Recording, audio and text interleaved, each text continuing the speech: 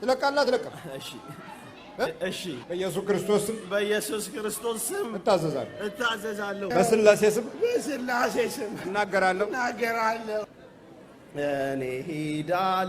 እኔ ሄዳለሁ ምን ቀረኝ ብዬ እቀመጣለሁ። ሂድ የሚለው ቃል ካፍ እስኪወጣ ምን አስጠበቀኝ ለቅቄ ልውጣ። ታዲያ ለቀሽ መሄድ ነው። እሺ እሺ። ስንት ዓመት ተጫወትክበት? ላሽ በላ ምንድን ነው ላሽ?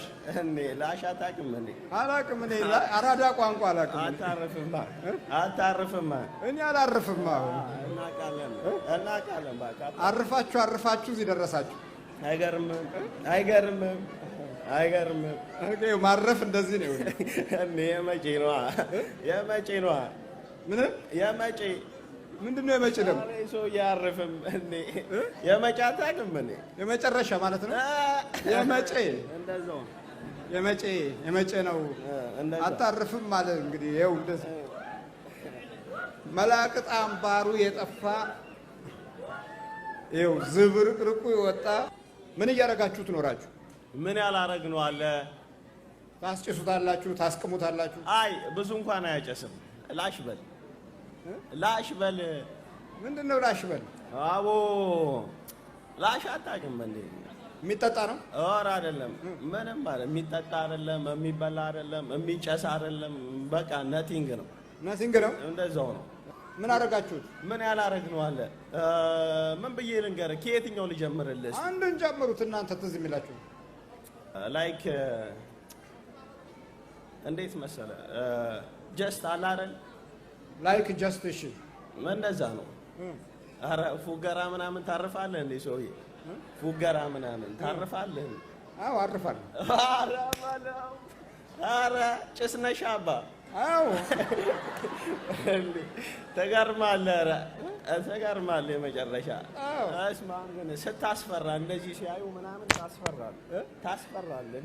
ምኑ እንዲሁ ስትታይ ምናምን ታስፈራለህ እኮ። ኧረ በጣም ነው የምትደብረን። እኛ አትመቸንም። የመጨረሻ ላሽ በለው። ይህን ነገር ወደዛ አድርገው። አሁን ለቀት ሄዳለት ግጥም አድርጌ። ስንት ናችሁ? 18። አዎ ሰይጣን አጋንንት ነው። ሰይጣን ስታየው የሆነ ዱርዬ ምናምን ይመስላል እንጂ ልጁ የተረገመ ነው። በቃ እርር እኮ ነው የሚያደርገን። አይመችም። ኧረ ብትየው ሲያናድድ። እኛ የሆነ ቦታ ስንወስደው እሱ ላሽ ብሎ ይቀነጠሳል። እኛ የሆነ ቦታ እንወስደዋለን፣ እሱ ላሽ ብሎ ይቀነጠሳል። አሁን ይሄ ምን ትለዋለህ? ቆይ ስማ፣ አሁን በል ተዘጋጁ። ከሰውነት ውስጥ በጣም በል። ስንት ናችሁ ጠቅላላ? 18። ስንት ዓመት ነው ከያዛችሁት? 18። በኢየሱስ ክርስቶስ ስም፣ በስላሴ ስም፣ በወላዲተ አምላክ ስም፣ በቅዱስ ሚካኤል ስም ወደ ሲኦል እንገባለን። ቶሎ ሰባት ቶሎ እግዚአብሔር ይመስገን።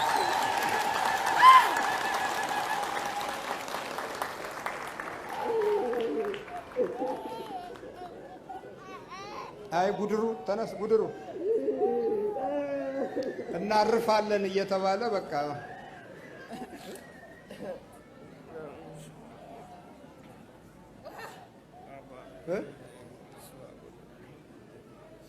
ምን ነው እኔ እንጃ። ምን ያስለቅሳል ማለት ነው? እኔ እንጃ። ልጄ ሚስቴ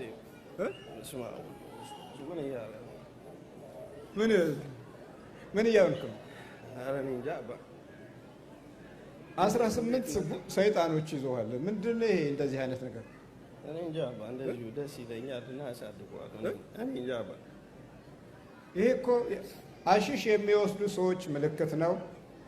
መናፍስቱን የሚመሩ ሰዎች ምልክት ሆኗል። እንደዚህ አይነት አካሄዶች ዲያብሎስ በየዘመኑ የሚያመጣቸው የፋሽን ገጽታዎች ናቸው። በዚሁ ልክ ደግሞ የሚሰፍሩትን መንፈሶች እንደዚሁ ግራ የሚያጋቡና የህይወት ባለቤትነትን የሚከለክሉ ናቸው። ለራስ እኮ አልሆንክም እኮ ዝም ብሎ ሰፍሮብሃል ብዙ ሰይጣን። ይሄን አትቆርጠውም? ምን ያደርግልሃል? 18 ሰይጣን ላሽበል ምናምን የሚል ሰይጣን ያዘ። ከእንግዲህ አልጠቀምም። እንዲህ አይነት ነገር መጽሐፍ ቅዱስ ይከለክላል። በጣም ነው። እሺ አባታችን እቆርጣለሁ። እሺ አባ እና የዘመኑ ፋሽን ሆኖ ለሌላው ምሳሌ በሚሆንበት ጊዜ የሚያይ ሰይጣኑ እንዲህ አይነቱን ነገር በሚያይበት ጊዜ የራሱ የሆነውን ሲያይ እየተጨመረ ነው የሚመጣው። እሺ አባታችን ከእንግዲህ ወዲያ እቆርጣለሁ። መልበርታ ማነው ስም? እግዚአብሔር ይስጥልኝ። አቤል እባላለሁ። የሚገርም ነው። እስቲ እንዲህ በለው። ይሄ ደንበኛ ውቃቢዎች ሲነሱ እነሱ ለሚያሳዩት ሞዴል ይሆናል ሲጨፍር ማለት ነው። እና የዛር ምልክቶች ናቸው። ይሄን በደንብ እንድታውቅ። እሺ በል በርታ። ተነስ በል በርታ። እሺ እስቲ ቁጭ በሉ እና ወደዚህ። የሚገርም ነው። እንዴት ነው? ምንድን ነው እባክህ? ይሄኛው የተቆረጥኩት ጸጉሬ ነው። ከኔ ጋር ለረጅም ዓመት የነበረ ነው። እንደገና ደግሞ እነዚህ መድኃኒቶች ናቸው አባ፣ ሁል ጊዜ ለረጅም ጊዜ የምጠቀማቸው። ምን ታደርገዋለህ? እነዚህ ይሄኛው በአፍ የሚወሰድ ነው። ምክንያቱም ያፈነኛል፣ አንዳንድ ጊዜ መተንፈስ እቸገራለሁ እና ከሆስፒታል ሰጥቶኝ ነበረ። ይሄኛው የአይን መድኃኒት ነው። ከ10 ዓመት በላይ ተጠቅሜዋለሁ። አገር ቤትም እያለሁ እዚህም ስደት ላይ እያለሁ በየቀኑ እጠቀመዋለሁ ቢያንስ ለ10 ዓመት። ይሄ ደግሞ ለመተንፈስ የሚረዳኝ ነው። ቸገር ነበረ ለመተንፈስ ማለት ነው። ከ1 ወር በፊት ሆስፒታል 3 ቀን ተኝቼ ነበረ። ስራ ቦታ ላይ እያለሁ መስራት አልቻልኩም ነበር። ቤቱ እንደዚህ ይዞርብኝ፣ እንደዚህ እንደ ይንቀሳቀስብኝ ነበረ እና በዛ ሆስፒታል ገብቼ ለ3 ቀን ቆይቼ ነበር። በ20 ኦገስት ቀጠሮ ነበረኝ። ያን ቀጠሮ አሳልፌ እርሶ እንደሚመጡ ሰማ እንደ አጋጣሚ እዚህ ሀገር ነበርኩኝ። በዛው ወደዚህ መጣው። ሆስፒታል ግን ይነግሩኝ የነበረው ትንሽ አስጊ ነበረ። ትንሽ መስራት የማልችልበት ለወደፊት ምናምን አይነት ሁኔታ እንዳለ ነበር የነገሩኝ። አሁን ግን ያው እግዚአብሔር ይመስገን ጠዋት ላይ መጥቼ በረከትን አግኝቻለሁና እግዚአብሔር ይመስገን።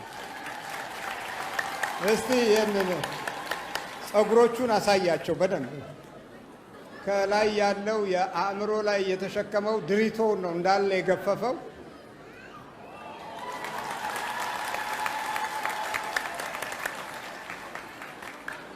ታዲያ እንደዚህ መሪ የሆነውን ጠላት ውስጥ ገብቶ አእምሮንና ሕሊናን የሚያዛባውን በጤናው ላይ እንከን የሚፈጥረውን ነገር ማስወገድ ኃጢአት ነው። አሁን እኮ ኃጢአት እየሆነ ነው፣ ወንጀል እየሆነ ነው፣ አስማት እየሆነ ነው፣ ጥንቆላ እየሆነ ነው።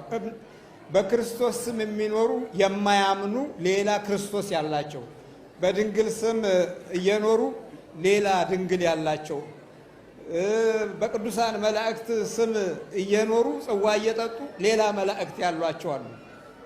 ሰውን ማስተካከል ወንጀል ነው። በአሁኑ ዘመን በተለይ ለእኛ ሕዝብ ወንጀል ነው።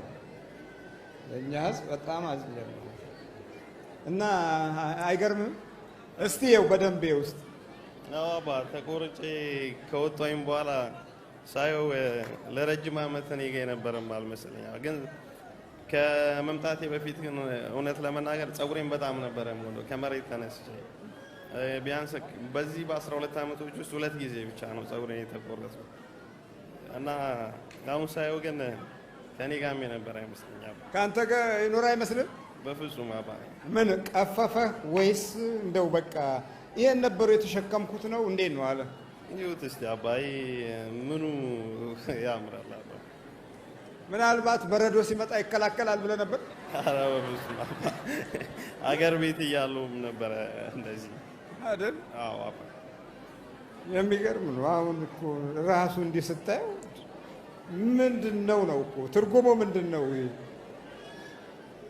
በንጹህ አእምሮ ስታዩት እኮ ራሱ አስቸጋሪ ነገር ነው። እንዲህ አይነት ይሄ ድሪቶ ነገር ነው። ድሮ ያበደ ሰው ምልክት ነው። እኛ አውቀን ያበድ ነው እና አሁን ደግሞ እኮ ይገርማል። እንደዚህ ክርክም ሲል ይሄ ያለበት አይመስልም። ራሱ እኮ ወጋየሁ ሆነ ጸጉሩ ራሱ። አንተ ብቻ ሳይሆን ራስህም ጸጉርህም ነው ደስ ያለው።